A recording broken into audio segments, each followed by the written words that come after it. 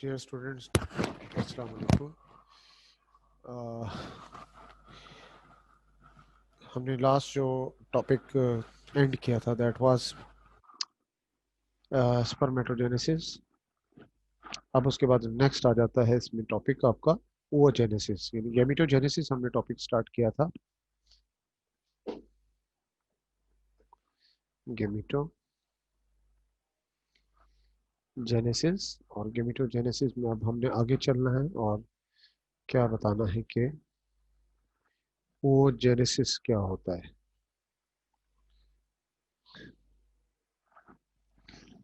अब इसमें याद रखिएगा कि जो वर्ड इस समय इस्तेमाल हुआ है वो का वर्ड इस्तेमाल हुआ है, आपको पता होना चाहिए इसके बारे में। एक स्टूडेंट्स को मैं साथ साथ इन करूँ इसमें वो का मतलब यानी क्या होता है। इसमें बेसिकली ओवम के लिए वर्ड इस्तेमाल होता है, ओवम और एग। जेनेसिस यानी एग के बनने के प्रोसेस को या ओवम के बनने के प्रोसेस को आप क्या कहते हो, ये ओजेनेसिस कहलाता है। बेसिकली इसको हम बायोसिंथेसिस कहते हैं, biosynthesis of ovum is called, ovum means egg is called what oogenesis। कहाँ पे होता है? इन ओवरी इन जनरल आपको पता हो वेयर प्रोसेस कहाँ पे होगा, ये ओवरी में होता है। एमसीक्यू में पहला क्वेश्चन आपको ये याद है कि oogenesis कहाँ पे होगा। अब ये प्रोसेस oogenesis जो है ये इसको कंप्लीट होने में आपसे क्वेश्चन पूछा जाता है to complete how much time is required. तो आपने बताना है इट विल कम, जब मेरी ऑप्शन पे डिपेंड करता है, it will take years to complete. Reason क्या होती है कि ये फर्स्ट जब स्टार्ट होता है, फर्स्ट जब ये वो जेनेसिस का प्रोसेस स्टार्ट होगा ये कहाँ पे होता है, ये आपको मालूम हो कि ये एम्ब्रियोनिक पीरियड में होता है। एम्ब्रियोनिक पीरियड में होता है सब स्टार्ट। बाकी जो रिमेन्स हैं, रिमेन्स रिमेन्स के बारे में बताएंगे कि रिमेन्स या रिमेन्स क्या लें या रिमेनिंग स्टेप्स क्या लें। रिमेनिंग स्टेप्स ये क्या होगा, ये रिमेनिंग स्टेप्स होते हैं यानी ये आफ्टर प्यूबर्टी होती है। आफ्टर प्यूबर्टी जब रिप्रोडक्टिव साइकिल स्टार्ट होता है, यानी आप first menstrual flow that is technically called menarche, ये वहां से फिर स्टार्ट होता है एट प्यूबर्टी हम जनरली कहते हैं। तो इसमें बीच में क्या आता है, जो जो रिमेन स्टॉप कहाँ पे रहेगा, ये स्टॉप जो रहता है चाइल्डहुड के दौरान आप कह सकते हो इट विल रिमेन स्टॉप। यानी चाइल्डहुड जो होता है इसमें क्या होता है, ये रिमेन्स स्टॉप। इसीलिए कहते हैं years to, it will take years to complete. अब जहाँ तक इसके मैकेनिज्म का ताल्लुक है तो इसमें आपको मालूम हो कि इनसाइड द ओवरी फीमेल में क्या होता है, स्पेशल डिप्लॉइड सेल्स पाए जाते हैं। Inside the ovary special diploid cells पाए जाते हैं, जिन जिनको आप क्या कहते हैं, that is called ovum mother cell. Ovum mother cells का नाम देते हैं, या उसको टेक्निकली क्या कहेंगे, वो गोनिया। सिंगुलर क्या होता है इसका, वो गोनियम। ओके, ये ओवम मदर सेल भी कहते हैं इसको, इनडायरेक्टली आपसे पूछा जा सकता है। वो गोनियम भी कहते हैं इसको, जो कि डिवाइड होगा,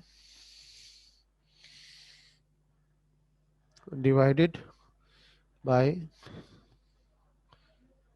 माइटोसिस के जरिए डिवाइड होगा, ठीक है। और फिर ये इंटर हो जाएगा ग्रोथ फेज में, then enter in growth phase. अब उसमें होगा क्या कि जो ओवोगोनिया है फिर ट्रांसफॉर्म्ड हो जाते हैं किस में, इसके बाद बताना होगा।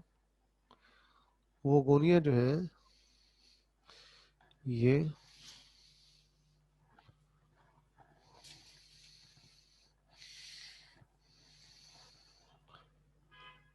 ट्रांसफॉर्म्ड, ट्रांसफॉर्म का मतलब पता होगा, तब्दील हो जाना, चेंज हो जाना। Oogonia transformed to primary oocyte, किसमें कन्वर्ट ये ट्रांसफॉर्म होंगे, they are transform into primary oocyte।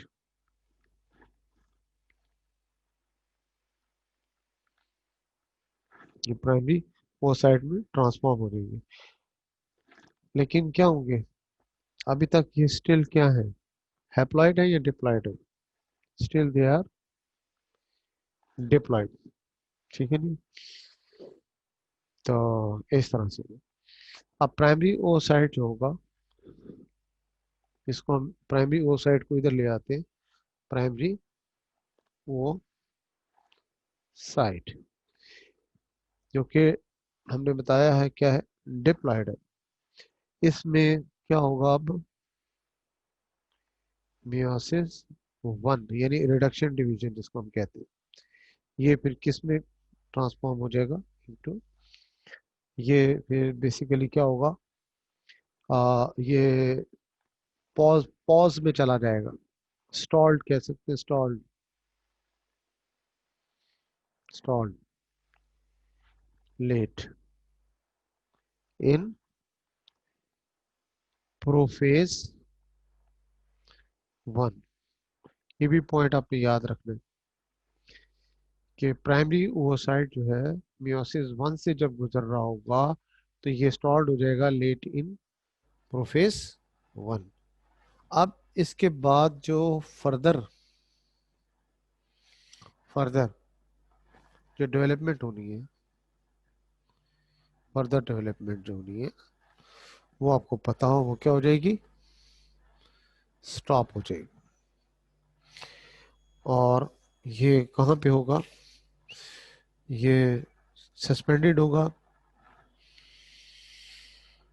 ठीक है जी, थ्रू आउट अपना चाइल्डहुड, कहाँ, चाइल्डहुड के दौरान अप टू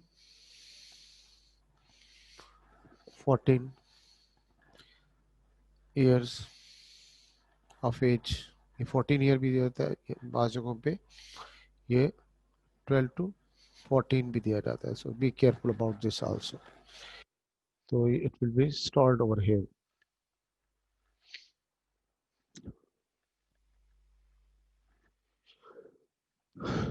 अच्छा सुनो, इसके बाद जब प्यूबर्टी के बाद हमें बताना होगा, यानी आफ्टर प्यूबर्टी, प्यूबर्टी के बाद क्या होगा, ओनली वन जो होगा, एक इसमें से only one in each cycle, ये सेलेक्ट होगा, सेलेक्ट होगा एक साइकिल के दौरान, एक सिलेक्ट होगा ताकि वो किस में जा सके, मियोसिस, मियोसिस किस में जाएगा, दैट इज मियोसिस वन में जा सके। नतीजा क्या होगा कि इससे टू हैप्लॉइड सेल बन जाएंगे, टू हैप्लॉइड सेल्स बन जाएंगे। दो तरह के सेल, टू सेल जो होंगे, एक लार्जर होगा और दूसरा क्या होगा, स्मॉलर होगा। लार्जर एंड स्मॉलर, दो तरह के सेल बनेंगे इसमें। अब टू टाइप्स के इसमें सेल्स होंगे। अब टू टाइप्स के जिसमें सेल्स होंगे, तो लार्जर सेल जो होगा, लार्जर सेल के बारे में आपने बताना होगा। ये जिसमें लार्जर सेल है ना, इसका आपने अलग से बताना है लार्जर सेल का। ये फिर इसने डेवलप होना है इनटू सेकेंडरी, वो साइड में कन्वर्ट होगा ये। और जो स्मॉलर होता है, स्मॉलर सेल, तो स्मॉलर सेल जो होगा ये, इसको आप फर्स्ट पोलर बॉडी का नाम देते हैं। ठीक है जी। तो ये भी आपने की पॉइंट याद रखना होगा कि लार्जर सेल जो होता है वो किस में जाके डेवलप होगा, फिर सेकेंडरी वो साइट में। और स्मॉलर सेल जो होगा वो किस में डेवलप होगा, into the first polar body. इससे फर्स्ट पोलर बॉडी बनेगी। ठीक है जी। तो अब उसके बाद देखें अगला स्टेप इसमें क्या आएगा, कि सेकेंडरी वो साइड में अब क्या होगा, जो सेकेंडरी वो साइट है, इसमें अब कौन सी सेल डिवीजन होगी, मियोसिस टू होगी। तो इससे मियोसिस टू होगी तो फिर कितने सेल बनेंगे, नतीजा टू सेल बनेंगे। Two cells will be form, दो सेल बन जाएंगे। इसमें भी क्या होगा, लार्जर सेल भी होगा। ठीक है जी, एक लार्जर सेल भी होगा और दूसरा इसमें क्या होगा, एंड सेकंड जो होगा वो smaller cell, larger cell and smaller cell. Smaller cell को आप क्या कहोगे, ये फिर वही पोलर बॉडी, ये पोलर बॉडी कहलाएगा। ठीक है जी।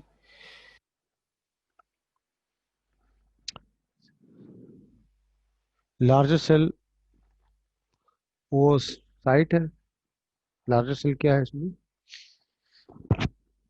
वो साइड, वो साइड। और दूसरा सेल क्या कहलाएगा इसका, स्मॉल सेल, पोलर बॉडी कहलाएगा। अब वो साइड जो होता है इसने डेवलप होना होता है इस केस में, फर्टिलाइज्ड ओवम में 6 से 7 दिन लगते हैं इसको यूट्रस तक पहुंचते पहुंचते। जबकि पोलर बॉडी जो होती है, जो डिवाइड होगी मियोसिस के जरिए, पोलर बॉडी जो है ये मियोसिस के जरिए इसने फर्दर डिवाइड होना। मियोसिस कौन सी होगी इसमें, मियोसिस टू। उसके जरिए इससे क्या होगा कि मजीद टू पोलर बॉडीज बनेगी। तो टोटल पोलर बॉडीज कितनी, पहली एक पहले बनी थी, यहाँ हमने बताया था कि जो स्मॉलर थी दैट वाज पोलर बॉडी। ये क्या थी, ये फर्स्ट पोलर बॉडी थी। ये क्या कहलाएंगी, सेकंड पोलर बॉडीज कहलाएंगी। ये इनकी तादाद कितनी है, टू है। ये कितनी थी, ये वन थी। तो टोटल पोलर बॉडीज कितनी होंगी, टोटल पोलर बॉडी ये कितनी होगी, थ्री होंगी, याद रखिएगा। तो जो सेकेंडरी वो साइड जो है ना, वो आपके पास अलग से मौजूद है। तो उसमें क्या होगा कि जो थ्री पोलर बॉडी जो बनी थी, ये फिर क्या करती है, डिजेनरेट कर जाती है। ये फिर डिजेनरेट कर जाती है और फिर क्या कह सकते हैं, डाई हो जाती है। इसकी रीज़न, कई रीज़न दी जाती हैं। इसकी रीज़न जो होती है डिजेनरेट करने की, ये आपको पता हो कि इनसफिशिएंट, इनसफिशिएंट न्यूट्रिएंट भी हो सकता है। और इसके अलावा ये खास तौर पे ये इनसफिशिएंट न्यूट्रिएंट जो होते हैं, खास टॉपिक ये किसमें, इन साइटोप्लाज्म, इनके साइटोप्लाज्म। ये इसकी मेजर रीजन होती है डिजनरेट करने की पोलर बॉडीज की। तो लिहाजा अब आपके पास क्या रह जाता है इसमें, वही सेकेंडरी oocyte रह जाता है। तो अब सेकेंडरी oocyte जो है, ये मैंने आपको बताया है कि इसने जब तक फर्टिलाइज नहीं करेगा उस वक्त तक, जब तक डिवाइड नहीं हुआ ना, डिवाइड होने से पहले ये जो क्या होता है कि सेकेंडरी oocyte जो होता है ये डेवलप, ये फर्टिलाइज होता है। फर्टिलाइज होने के बाद ये डिवाइड होके फर्टिलाइज्ड ओवम की सूरत में अलग होगा।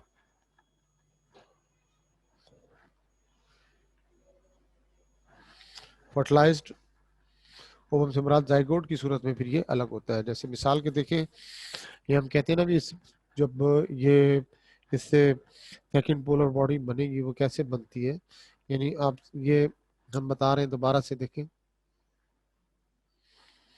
सेकेंडरी oocyte है आपके पास, ये सेकेंडरी oocyte है। ओके, आप सेकेंडरी oocyte में अभी तक ये 2 सेट्स ऑफ क्रोमोसोम मौजूद हैं।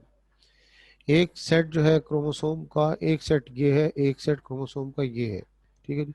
ये किसका है, ये सेकंड पोलर बॉडी का है। ये किसका है, ओवम का है, क्योंकि अभी तक डिवाइड तो नहीं हुआ। डिवाइड होगा तो ओवम कहलाएगा ना, तो अभी तक ये डिवाइड नहीं हुआ, तो लिहाजा फर्टिलाइजेशन हो जाती है। स्पर्म आके इसके साथ यूं अटैच होता है, ये आके अटैच होगा। एक्रोसोम बताया गया था, इसमें एक्रोसोम होता है।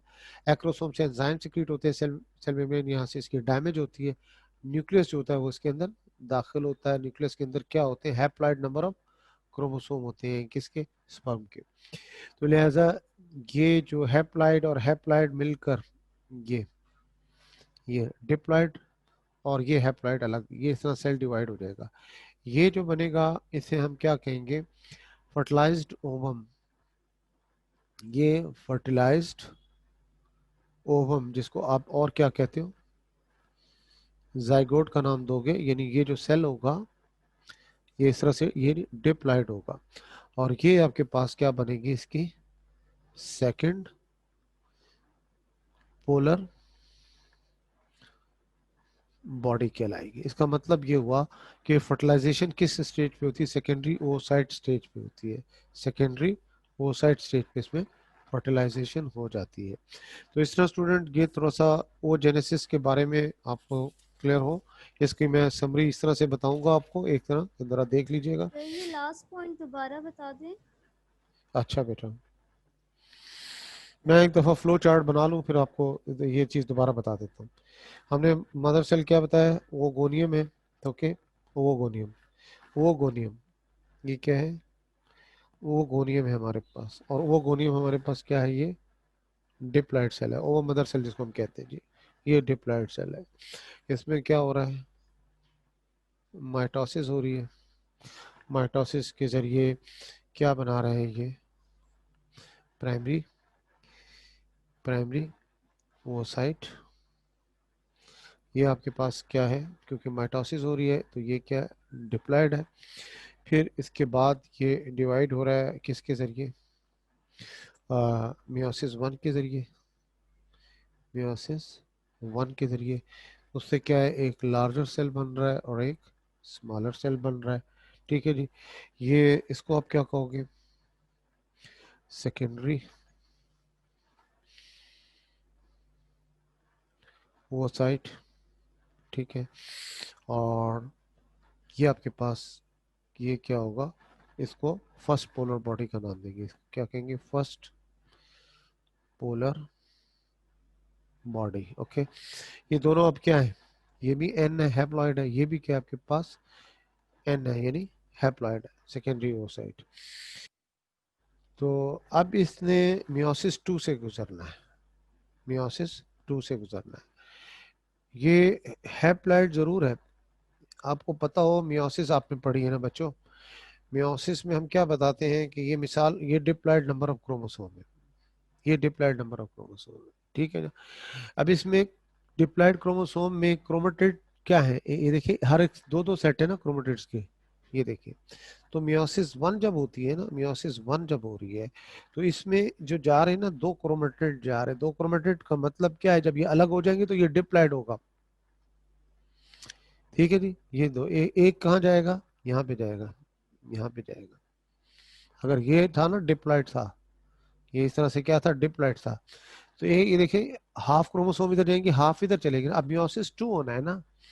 अब मियोसिस 2 में आपको ये भी पता होना चाहिए कि मियोसिस 2 जब होगा उसमें ये सेंट्रोमियर डिवाइड होता है। तो सेंट्रोमियर जब डिवाइड होगा तो जाहिर है 2 सेट क्रोमोसोम के फिर बन जाएंगे ना यहाँ पे। तो 2 सेट क्रोमोसोम जो बनेंगे, तो जब ये डिवाइड होगा तब होगा ना, ये इस तरह से जब डिवाइड, अगर इनकेस हम कहते हैं डिवाइड हो गया है, जब ये डिवाइड हो गया तो इसमें कितने आ जाएंगे, एक सेट क्रोमोसोम का यहाँ चला जाएगा, एक सेट यहाँ चला जाएगा। ये आपके, ये थोड़ा सा इसको बड़ा करके बनाए, ये आपके पास फॉर एग्जाम्पल क्या बन गया, एग या ओवम बन गया। और ये हमारे पास क्या है, ये आपके पास सेकेंड पोलर बॉडी बन गई है, ठीक है जी। ये भी फर्दर डिवाइड होगा, ये भी फर्दर डिवाइड होगा इनटू 2 सेल्स, ये 2 सेल बन गए। ये देखिए सेंट्रोमियर डिवाइड होगा, एक क्रोमेटिड इधर, एक क्रोमेटिड इधर, एन, ये भी क्या होगा, एन। ये भी क्या कहलाएंगे, ये भी सेकंड पोलर बॉडीज कहलाती है। ओके, तो 3 सोलर पोलर बॉडीज हैं, this is number 1, this one is number 2, this one is number 3, 3 polar bodies बन जाती है। ओके, जो बाद में डीजनरेट कर जाती है। यहाँ पे हमने एग बना जरूर दिया, लेकिन ये फर्टिलाइजेशन कब होती है, सेकेंडरी ओसाइट स्टेज पे हो जाती है। मैं आपको जो चीज आप पूछी है वो इस तरह से है। ये मिसाल के तौर पर ये आपके पास क्या, what is this, secondary oocyte है, ये सेकेंडरी ओसाइट है आपके पास। ये इसके पास क्रोमोसोम है, यानी ये हैप्लॉइड क्रोमोसोम है, ठीक है। अब यहाँ पे हमने बताया सेकेंडरी ओसाइट स्टेज पे क्या हो रही है, फर्टिलाइजेशन हो रही है। ये स्पर्म आया है, ये इसके साथ अटैच हुआ है, वही एक्रोसोम था, एक्रोसोम ने इसकी सेल मेम्ब्रेन को डाइजेस्ट कर दिया, इसमें एंजाइम होते हैं, और इसमें इसने अपने क्रोमोसोम या न्यूक्लियस को एंटर कर दिया। न्यूक्लियस को एंटर करेगा तो आप देखें कि स्पर्म जो होता है इसमें ये क्रोमोसोम है, ये क्रोमोसोम है, इसमें क्या है, 2 क्रोमेटिड है, इसमें कितना है, एक क्रोमेटिड है, ठीक है जी। अब होगा क्या, अब होगा ये कि ये जो स्पर्म, ये जो इसका सेंट्रोमियर जब डिवाइड होगा, यानी इसने डिवाइड होना इनटू 2 सेल डिवाइड होना है ना, ये देख रहे हैं ना, इसने इसमें डिवाइड होना है ना, सेंट्रोमियर डिवाइड होगा ना। जब सेंट्रोमियर डिवाइड होगा तो फिर आप क्या बताओगे, यानी इस तरह से कि ये देखिए, ये सेंट्रोमियर डिवाइड हुआ, ये एक क्रोमोसोम आ गया, ठीक है जी, इसका, और ये इसका दूसरा क्रोमोसोम हो गया।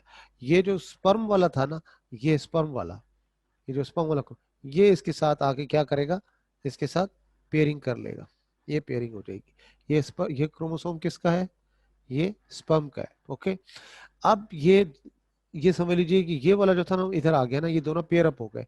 जब ये पेयर अप हो गए अब ये डिवाइड होगा, अब ये डिवाइड हो जाएगा, इसको तो छोड़ दीजिए, ये इधर आ चुका है। तो 2 सेल बनेंगे, ये क्या बन गई आपके पास, सेकंड पोलर बॉडी, और ये क्या बन गया आपके पास, व्हाट इज दिस, ये आपके पास जाइगोट बन गया, इसको आप जाइगोट कहेंगे। ये क्लियर हुई है कुछ बात। तो सेकेंडरी ओसाइट स्टेज पे फर्टिलाइजेशन होती है। स्पर्म का जो क्रोमोसोम होता है हैप्लॉइड है, एक क्रोमेटिड वाला होता है, ये एक क्रोमेटिड वाला होता है, जबकि सेकेंडरी ओसाइट का जो क्रोमोसोम होता है 2 क्रोमेटिड वाला होता है, ठीक है जी। तो ये इस तरह से जब ये डिवाइड होगा, जब ये डिवाइड होगा तो इसमें ये देखिए ना, ये इसका सेंट्रोमियर है, ये 2 क्रोमेटिड है, ये जो चीज हम यहाँ पे थी यहाँ पे बता रहे हैं। ये सेंट्रोमियर जब इसका डिवाइड हुआ तो आपको बताया ये एक क्रोमेटिड ये अलग हो गया, एक क्रोमेटिड ये अलग हो गया। ये जो अलग हुआ है इसके साथ स्पर्म का क्रोमेटिड आकर इसके साथ पेयर अप हो जाएगा, हैप्लॉइड हैप्लॉइड मिलकर क्या बनाएंगे, डिप्लॉइड जाइगोट बना लेंगे। और ये जो होगा, ये जो एक इसका क्रोमेटिड है, ये जब सेल डिवाइड होगा तो ये क्या बनाएगा, सेकंड पोलर बॉडी। इसको हम जाइगोट कहते हैं, इसको फर्टिलाइज्ड ओवम कहते हैं, जो मर्जी इसको कह लो। फर्टिलाइजेशन किस स्टेज पर हो रही है, सेकेंडरी ओसाइट स्टेज पे होती है। तो अब मेरा ख्याल है क्लियर हुआ है कॉन्सेप्ट बेटा, अगर नहीं हुआ तो भी बता दो, दोबारा बता दूंगा। यस सर, समझ आ गया। क्लियर हो गया ना। Thank you. असल चीज वही होती है कि उसमें थोड़ा सा वो जो डिवीजन हो रही है ना, वो उसका मियोसिस को हमने साथ साथ रिकॉल करना है, तो मियोसिस के साथ साथ फिर आपको ये चीजें क्लियर होती चली जाती है। तो अब इसमें ऐसा था कि जो ये जो स्टेजेस है ना इसकी मेंस्ट्रुअल साइकिल की, वो मैं आपको बता दूं।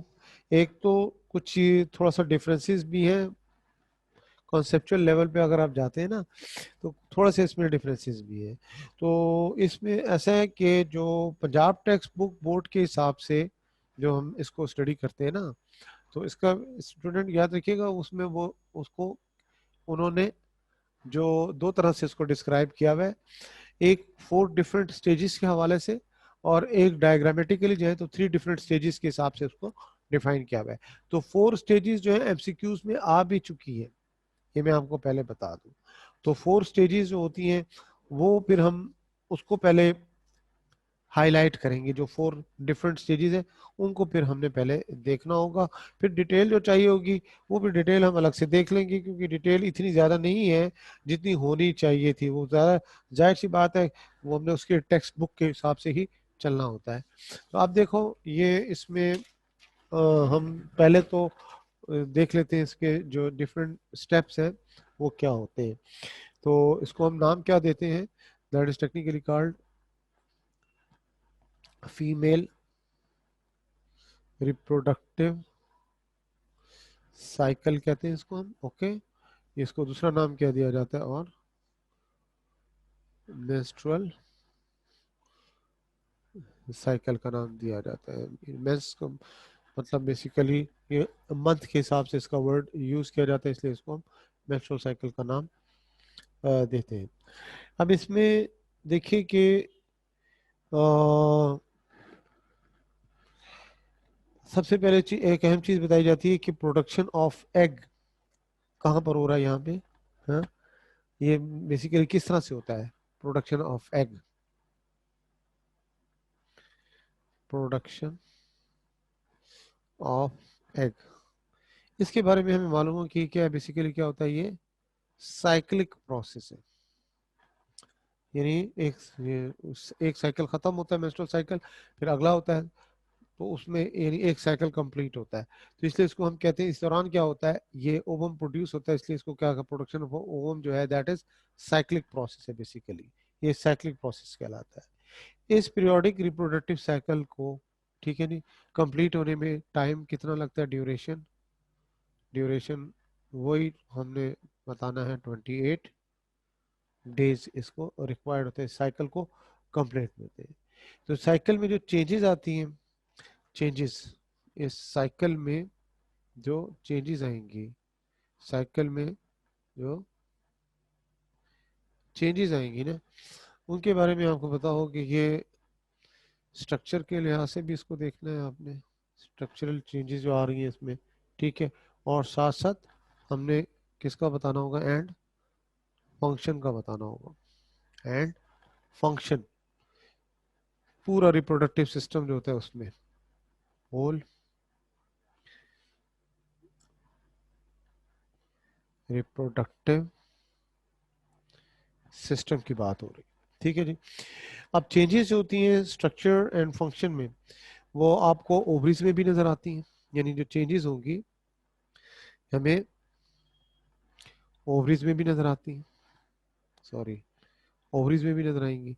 और चेंजेस जो हैं इसके अलावा आपको और कहाँ मिलेंगी, और चेंजेस जो नजर आती हैं वो आपको नजर आएंगी किसमें, ये यूट्रस में। तो लिहाजा ओवरी में जो चेंजेस आ रही हैं स्ट्रक्चर एंड फंक्शन के लिहाज से, उसे आप क्या कहोगे, ओवेरियन साइकिल। और इसी तरह से जो यूट्रस में चेंजेस आ रही हैं उसे आप यूटराइन साइकिल का नाम देते हो। Ovarian cycle and uterine cycle depend करता है कि हम किसकी बात यहाँ पे करते हैं। तो इस तरह ये तो आपको पहले क्लियर होना चाहिए। लिहाजा हम कह सकते हैं कि मेंस्ट्रुअल साइकिल जो होता है basically periodic discharge of blood, इसी तरह से म्यूकस, और इसी तरह से सेलुलर डेब्रिस। यानी जो भी उसमें ब्लड वेसल्स वगैरह डैमेज होते हैं, उसमें जो ब्लड वेसल्स होते हैं, ब्लड का उसके अंदर ब्लड होता है, डेड ब्लड सेल्स होते हैं, वो सारा क्लॉटिंग वगैरह जो होती है सब कुछ, उसको ओवरऑल आप क्या कहोगे, सेलुलर डेब्रिस का नाम देते हैं। कहाँ से? That is from vagina. इसको रीजन क्या होती है? Due to break down of uterine wall. इसमें क्या होगा? Break down of uterine wall. Uterine wall में भी आप किसका रेफरेंस देते हो? That is of endometrium, inner wall जो होती है इसकी खास तौर। अब इसमें जो आगे चलकर हम बताएंगे, लेकिन इतना पता हो कि जो पिट्यूटरी हार्मोन्स होते हैं ना, पिट्यूटरी हार्मोन्स, जिसको आप क्या नाम देते हो? गोनेडोट्रोपिन्स हार्मोन्स कहते हो। इनका काम होता है कि रेगुलेट करना। रेगुलेट किस चीज को करेंगे? ये साइकिल को। अब स्टेजेस का जहां तक ताल्लुक है, अब हम आ जाते हैं स्टेजेस की तरफ। तो प्राइमरी स्टेप जो होता है फिर रिप्रोडक्टिव साइकिल या मेंस्ट्रुअल साइकिल में, प्राइमरी स्टेप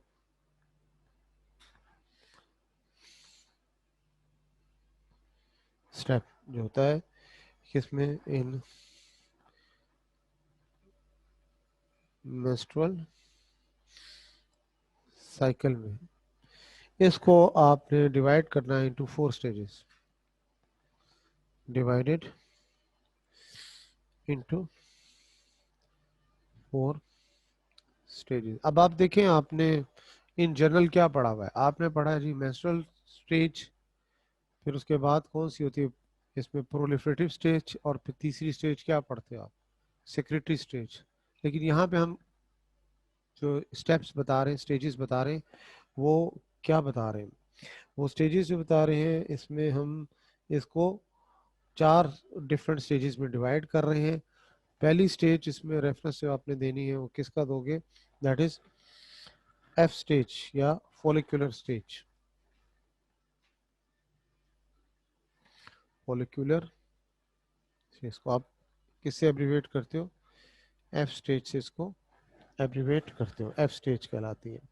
इसमें सबसे पहले पता हो कि जब स्टार्ट ऑफ प्यूबर्टी है, जब start of puberty, at start of puberty pituitary gland क्या सिक्रीट करेगा? FSH. P for pituitary gland क्या सिक्रीट करेगा? Follicle stimulating hormone, FSH produce करता है। ठीक है जी। एफएसएच का काम, यानी अब एफएसएच को यहाँ लाते हैं। एफएसएच क्या करेगा? ये स्टिमुलेट करेगा बेसिकली, इसका काम होता है ये स्टिमुलेट करना, स्टिमुलेट ये द डेवलपमेंट ऑफ, क्या करेगा ये?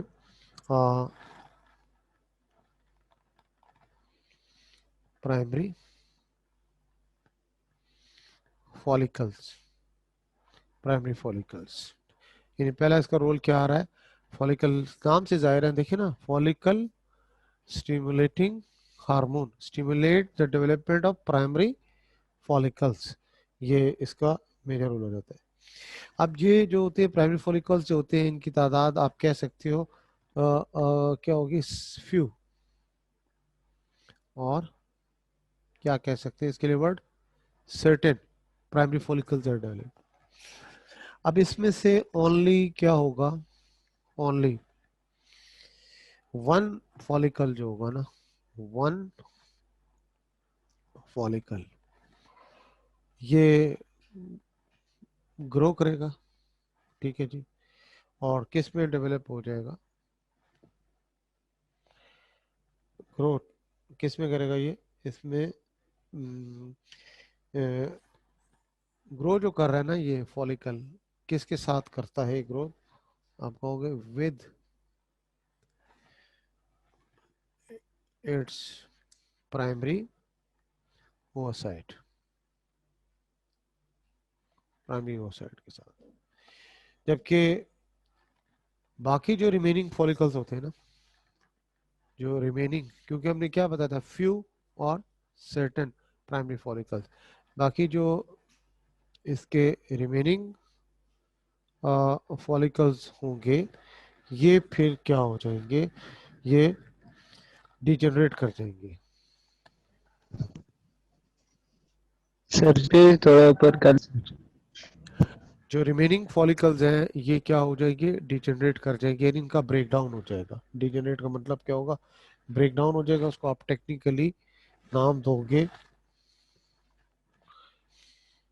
Follicle atresia.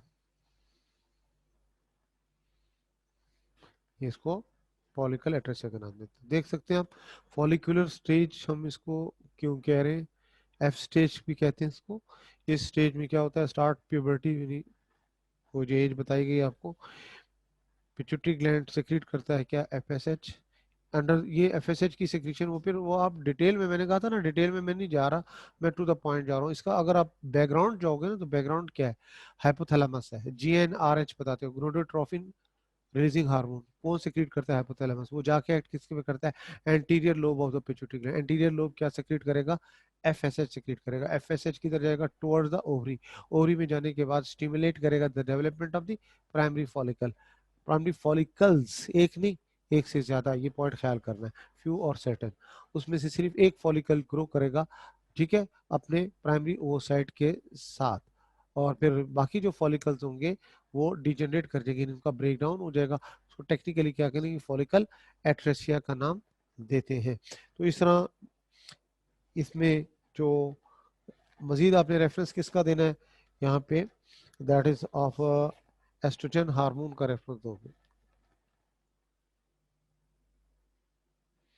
एस्ट्रोजन का, ठीक है जी।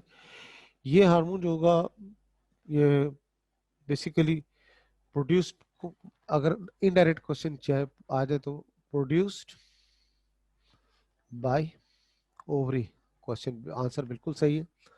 और अगर इसी तरह से प्रोड्यूस्ड बाय फॉलिकल हो तो भी सही है, एक ही बात है, क्योंकि फॉलिकल किस में, ओवरी में।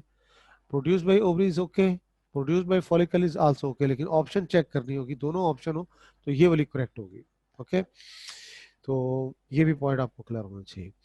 तो इसमें स्टिमुलस कौन सा होता है इसकी प्रोडक्शन के लिए, स्टिमुलस, ये आपको पता हो, दैट इज व्हाट, एफएसएच। तो एफएसएच का दूसरा रोल क्या आ गया, ये आ गया जी। ये क्या करेगा, इसके इन्फ्लुएंस की वजह से एस्ट्रोजन प्रोड्यूस होगा। कहाँ से प्रोड्यूस होगा, फॉलिकल प्रोड्यूस करेंगे, फॉलिकल से प्रोड्यूस करेंगे। अब एस्ट्रोजन का रोल क्या होगा, एस्ट्रोजन ये बेसिकली क्या करेगा, इसने स्टिमुलेट करना है, स्टिमुलेट करना है किस चीज को, एंडोमेट्रियम को, एंडोमेट्रियम। एंडोमेट्रियम यानी internal lining of the uterus. ये एंडोमेट्रियम क्या होती है, internal lining of the uterus. इसको जाके ये स्टिमुलेट करेगा, ना सिर्फ स्टिमुलेट करेगा बल्कि साथ साथ इसने क्या करना है, इसको वेस्कुलराइज करेगा। वेस्कुलराइज का क्या मतलब होगा, कि इसमें ये जो ब्लड वेसल्स है इनको बढ़ाएगा। इसी तरह से ये फिर क्या करता है, एस्ट्रोजन ये इनहिबिट करवाता है secretion of, secretion of FSH. कहाँ से, फ्रॉम पिट्यूटरी ग्लैंड। जब इसका लेवल ज्यादा हो जाता है किस चीज का, एस्ट्रोजन का, ये फिर क्या करेगा, इनहिबिट कराएगा एफएसएच की सेक्रेशन। जी स्टूडेंट्स, इसके बाद सेकंड स्टेज आ जाती है, दैट इज कॉल्ड ओव्यूलेशन।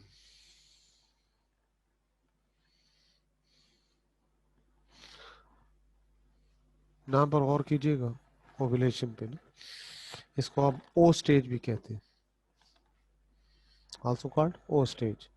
अब इसमें जो फॉलिकल्स होते हैं ना, उस बेसिकली इनका भी ग्रेजुअली क्या होते हैं, ये मेच्योर होना शुरू हो जाते हैं। तो फॉलिकल सेल्स जो हैं, फॉलिकल का पता हो आपको, ये क्या होते हैं, फॉलिकल सेल्स जो होते हैं ये राइपन राइपन होना शुरू हो जाते हैं, और ये राइपन कहाँ पे होंगे, at the surface of ovary, at the surface of ovary. और इससे क्या बनेगा, मेच्योर फॉलिकल बनेगा, जिसको आप टेक्निकली क्या कहोगे, sorry, graphene follicle, graphene follicle, इसको आप ग्राफिन फॉलिकल का, मेच्योर फॉलिकल कहते हैं। जैसे इसमें वो सेकेंडरी ओसाइट स्टेज पे चला जाएगा ना, इसके अंदर ग्राफिन फॉलिकल में जो होगा ना, याद रखिएगा सेकेंडरी ओसाइट स्टेज पे होगा क्या चीज, ओवम जो होता है, ओवम जो होगा that is at secondary oocyte stage पे पहुंच चुका होगा। ठीक है जी। तो ये क्या होगा कि ये शेड करेगा फॉलिकल किस चीज को, ये सेकेंडरी ओसाइट को, किसकी तरफ, टुवर्ड द ओविडक्ट की तरफ। ये प्रोसेस जो होता है जिसमें ओवम यानी सेकेंडरी ओसाइट रिलीज होता है ना, इसको हम टेक्निकली क्या कहते हैं, this is called what, ovulation. तो याद रखिएगा कि ओवरी से सेकेंडरी ओसाइट, यानी जिसको आप और क्या कह रहे हो, ओवम कह रहे हो, ये मूव करता है टुवर्ड्स दे ओविडक्ट की तरफ जाएगा। ठीक है जी। इसको हम टेक्निकली क्या कहेंगे, this secretion release of act, that is technically called ovulation. इसको आप ओव्यूलेशन का नाम देते हैं।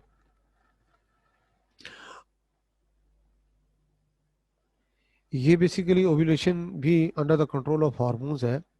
इसमें क्या होता है कि ये जो एफएसएच लेवल होता है, एफएसएच लेवल ये डिक्रीज होता है। ठीक है जी। और दूसरी तरफ, सर आप अपना पेज थोड़ा सा ठीक कर दें, हमें बार बार पेज दिखाई नहीं दे रहा। चलें जी, कोशिश करते हैं। एफएसएच लेवल डाउन होता है और एस्ट्रोजन लेवल क्या होगा इसमें, that is increases, estrogen level increase होता है। अब इसकी वजह से क्या होगा, इसकी वजह से पिट्यूटरी ग्लैंड जो है ना सिक्रीट करेगा, पिट्यूटरी ग्लैंड, ये फिर आपने बताना होगा कि ये सिक्रीट करेगा, क्या चीज सिक्रीट करेगा, LH. What is LH, luteinising hormone, luteinizing hormone secrete करेगा। ल्यूटिनाइजिंग हार्मोन फिर क्या करेगा, ये इंड्यूस ओव्यूलेशन, इसकी वजह से क्या होगी, ओव्यूलेशन होगी। ठीक हो जी। Ovary FSH level decreased, estrogen level increased, result क्या होगा, pituitary gland secrete luteinizing hormone, luteinizing hormone causes what, ovulation. इसकी वजह से फिर क्या होगी, ओव्यूलेशन होगी। तो इसको हम ओव्यूलेशन स्टेज का नाम देते हैं। फिर इसके बाद नेक्स्ट आ जाता है number 3, that is called luteal stage, luteal stage, इसको एल स्टेज भी कहते हैं, इसको सॉरी एल स्टेज भी कहते हैं। L for what, luteal. Basically corpus luteum के लिए लफ्ज इस्तेमाल होता है। ल्यूटियल वर्ड किसके लिए इस्तेमाल होता है, that is used for what, corpus luteum के लिए वर्ड इस्तेमाल होता है। तो बेसिकली इसको, इसके लिए जो टर्म, जो एमसीक्यूज आते हैं, क्वेश्चन बनता है, वो भी आपको क्लियर होना चाहिए। ये बेसिकली क्या है कि ये पोस्ट ओव्यूलेशन फेज है, पोस्ट ओव्यूलेशन फेज कहलाती है। यानी ओव्यूलेशन के बाद का जो मरहला है इसको पोस्ट ओव्यूलेशन का नाम देंगे, ठीक है। और ये कब तक जाएगी, to the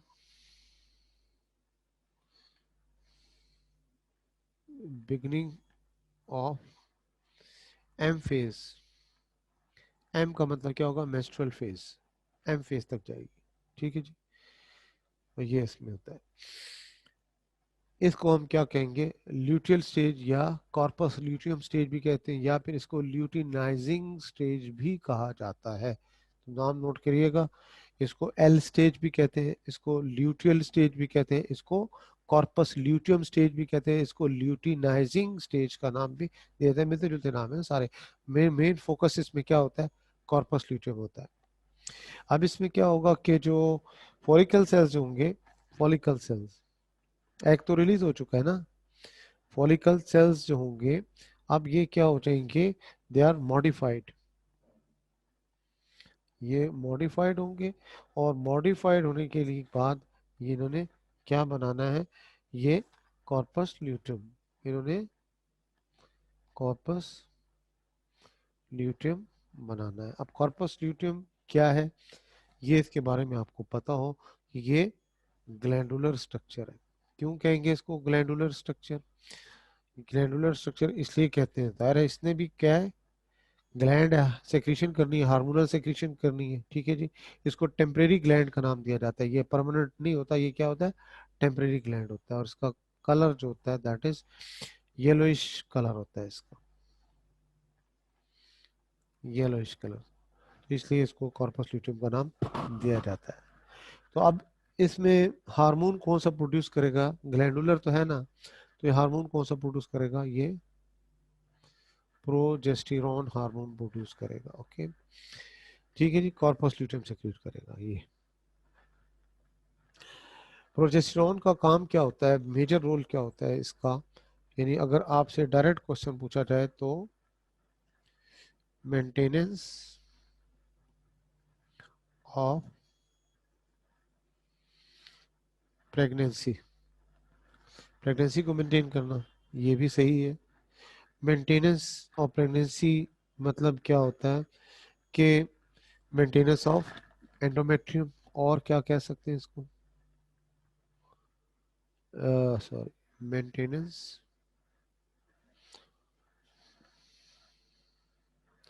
of endometrium, endometrium, endometrium की मेंटेनेंस हो, एंडोमेट्रियम एंडोमेट्रियम मेंटेन होगा तो प्रेगनेंसी मेंटेन होगी। तो ये दोनों पॉइंट आए तो दोनों करेक्ट है, लेकिन इसमें से अगर पूछा जाए which one of them is correct, तो आपको नियरेस्ट करेक्ट ऑप्शन क्या होगा, मेंटेनेंस ऑफ एंडोमेट्रियम होगा। ये होगा तब ये होगा, है तो दोनों करेक्ट, लेकिन जो इनमें नियरेस्ट करेक्ट ऑप्शन क्या होगा, मेंटेनेंस ऑफ एंडोमेट्रियम होगा। चलें जी, ये हो गया इसका। अब उसके बाद देखें कि प्रोजेस्टेरॉन जो है मेंटेन करता है प्रेगनेंसी को भी और डेवलपमेंट ऑफ एंडोमेट्रियम को भी। तो इस तरह से ये हो गया। अब उसके बाद देखें इसमें जो नेक्स्ट स्टेज आ जाती है इसकी, वो कौन सी है, that is called what, menstrual stage, menstrual stage, ये नंबर 4 आ गया इसमें, ठीक है जी, मेंस्ट्रुअल स्टेज कहलाती है। अगर हम कहते हैं कि इफ फर्टिलाइजेशन, अगर फर्टिलाइजेशन फेल्ड, नहीं होती, फर्टिलाइजेशन फेल टू अकर, नहीं होती, तो फिर क्या होगा, उसमें आपने ये बताना होगा कि नतीजा इसका क्या होगा कि जो कॉर्पस ल्यूटियम है, कॉर्पस ल्यूटियम जो होगा ये क्या होगा, ये फिर डिजेनरेट कर जाएगा,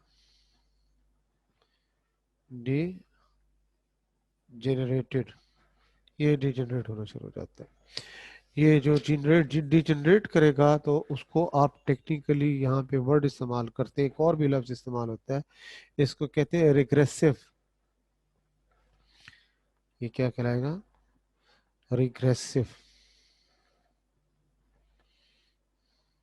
रिग्रेसिव कॉर्पस ल्यूटियम। ठीक है जी, डिजेनरेट करने को हम कहेंगे, ये रिग्रेसिव चेंज होती है, ग्रेजुअली छोटा छोटा होते होते खत्म हो जाता है रिग्रेसिव।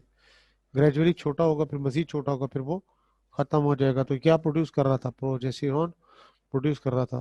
तो नतीजा क्या होगा? प्रोजेस्टेरॉन प्रोड्यूस होगा नहीं, ग्रेजुअली कम होना शुरू हो जाएगा। प्रोजेस्टेरॉन लेवल क्या होगा? डिक्रीज होना शुरू हो जाएगा, रिड्यूस होना शुरू होगा। तो लिहाजा जब ये डिक्रीज होगा तो ये इसका जो सपोर्टिंग इफेक्ट होगा, ठीक है, किस पे? स्पॉन्जी एंडोमेट्रियम पे, वो भी रिड्यूस हो जाएगा। इसका सपोर्टिंग रोल ऑन एंडोमेट्रियम, जहाँ पे इम्प्लांटेशन होती है ना किस चीज़ की? जायगोट की। तो हुआ था, फर्टिलाइजेशन तो हुई नहीं, इम्प्लांटेशन तो हुई नहीं। तो लिहाजा प्रोजेस्टेरॉन लेवल कम होने की वजह से जो इसकी मेंटेनेंस थी किस चीज़ की, ये एंडोमेट्रियम की, वो कम होना शुरू हो जाएगी। लिहाजा इसके बाद क्या होगा नेक्स्ट, ये ब्रेकडाउन शुरू हो जाएगा। ब्रेकडाउन, ब्रेकडाउन ऑफ एंडोमेट्रियम, ये स्टार्ट हो जाएगा। ठीक है जी, नतीजा क्या होगा? That is results in discharge of वो वट एवर, जो जो चीज़ें मैं पहले बताई थी आपको याद होगा, blood, mucus, cell debris from vagina, जिसको टेक्निकली हम क्या कहते हैं? That is called what? Menstruation. इसको डिस्चार्ज ऑफ मेंस्ट्रुएशन। अब इस स्टेज के लिए जो ड्यूरेशन है, हम देखें डिफरेंट बुक्स में डिफरेंट डाटा है। ड्यूरेशन जो है दैट इज मिनिमम फॉर, इसमें अपने याद रखना ये 3 to 7 days। डिफरेंट बुक्स में डिफरेंट डाटा है, कहीं 3 to 5 days दिया हुआ है, कहीं 3 to 6 days दिया हुआ है, और 5 to 7 days दिया हुआ है। तो ये 3 to 7 days, ये भी एमसीक्यूज में घुमा फिरा के दिया जाता है क्वेश्चन। अब इसमें टाइम ड्यूरेशन तो आपको बता दिया था कि इसका कितना होता है, नेक्स्ट साइकिल तक जाने के लिए 28 days होता है ह्यूमन बीइंग में। और फिर इसमें ये नहीं है कि hard and fast rule 28 days mean it is definite, it is not necessarily definite, जरूरी नहीं होता कि ये डेफिनेट हो। इसमें क्या है कि इंडिविजुअल टू इंडिविजुअल ये वेरी भी कर सकता है, डिफरेंट टाइम्स, एज ग्रुप के हिसाब से भी, और डिफरेंट सिचुएशन के हिसाब से इसका ड्यूरेशन जो है वो वेरी कर सकता है। यानी इसमें कई फैक्टर होते हैं, जैसे मिसाल के तौर पर खुराक की कमी हो, यानी ख़ास तौर पर प्रोटीनिशियस फूड वगैरह, और ये हो न्यूट्रिएंट्स वगैरह, विटामिन वगैरह, ये यानी माल न्यूट्रिशन हो जाए इसमें। इस तरह से emotional stress is also one of the causes of disturbance of the normal 28 days menstrual cycle, वो फिर अर्ली भी स्टार्ट हो सकता है। इसी तरह से साइकिल जो है कंप्लीट जो होगा दैट इज इन 28 days की बजाय पहले भी हो सकता है और लेट भी हो सकता है, वो डिपेंड करता है। फिर इसी तरह से फिर आप नेक्स्ट किसका बताते हो? मीनोपॉज के बारे में बताते हो। मीनोपॉज, मीनोपॉज जो होता है ये end of complete stop of the menstrual cycle को हम क्या कहते हैं? मीनोपॉज का नाम देते हैं। मिनार्की जो होता है वो क्या होता है? फर्स्ट मेंस्ट्रुअल फ्लो को मिनार्क या मिनार्की पढ़ा जाता है, जबकि जो एंड होता है उसको हम क्या कहते हैं? दैट इज कॉल्ड मीनोपॉज कहलाता है। ठीक, अब इसके लिए एज जो है 45 to 55 दी जाती है। एवरेज क्या आएगा इसका? 50 आएगा। तो 50 आए, करेक्ट है। रेंज आ जाए 45 to 50 आ जाए, ये भी करेक्ट है। तो इसका ख्याल करना है आपने, ये होता है। तो बहुत सी जगहों पे क्या लिखा होता है? 50+, 50 एंड प्लस, इससे ज़्यादा भी हो सकती है, वो डिपेंड करता है। तो अब इसमें ये सारी चीज़ जो आपको चेंजेस बताई गई ये कलेक्टिवली क्या कहलाती हैं? Different stages of menstrual cycle कहलाती है। ओके स्टूडेंट्स, अब इसमें ऐसा है कि मैंने अभी वो उस तरफ नहीं गया जो एक जो आप नेशनल बुक फाउंडेशन के हवाले से आप उसको बहुत डिटेल से पढ़ते हो, तो उसमें वो चीज़ें मैंने उसमें एंटर नहीं की हैं, लेकिन ये 4 स्टेजेस का अक्सर स्टूडेंट को कंफ्यूजन इसलिए होता है क्योंकि ये 4 स्टेजेस जो बताई गई हैं वो आपको आइडिया है कि बेसिकली जो आप नज़र आ रहा है ओवेरियन और उसको यूट्राइन चेंजेस को मिलाकर इन्होंने कलेक्टिवली ये चीज़ें बताई हुई हैं। क्योंकि आप देखें कि जो भी फॉलिकल का डेवलप होना, फॉलिकल से ये ओव्यूलेशन होना, ये चेंजेस आपको कहाँ नज़र आती हैं? ओवरी में नज़र आ रही होती है। जबकि दूसरी तरफ मेंस्ट्रुअल स्टेज की बात करते हैं, वो सारी कहाँ पे होती है? दैट इज यूट्राइन वॉल में होती। तो ये कलेक्टिवली ओवेरियन चेंजेस भी होती है और यूट्राइन चेंजेस भी होती है। तो 4 स्टेजेस का नाम दिया जाता है, जिसमें ओवरी में भी चेंजेस आपको नज़र आ रही हैं और यूट्रस में भी चेंजेस नज़र आ रही होती। तो बहरहाल इसको इन्हीं 4 स्टेजेस के हिसाब से और जो हार्मोन्स का रोल है वो भी आपने देख लिया, उसके हिसाब से इसको आपने थोड़ा सा फॉलो करना है। तो उम्मीद रखूँगा कि ये चीज़ें क्लियर हो जाएंगी आपको। इसको ज़रा ध्यान से देखिएगा। फिर इंशाल्लाह ये नेक्स्ट जो है फिर आपको जेनेटिक्स की तरफ लेके जाएंगे।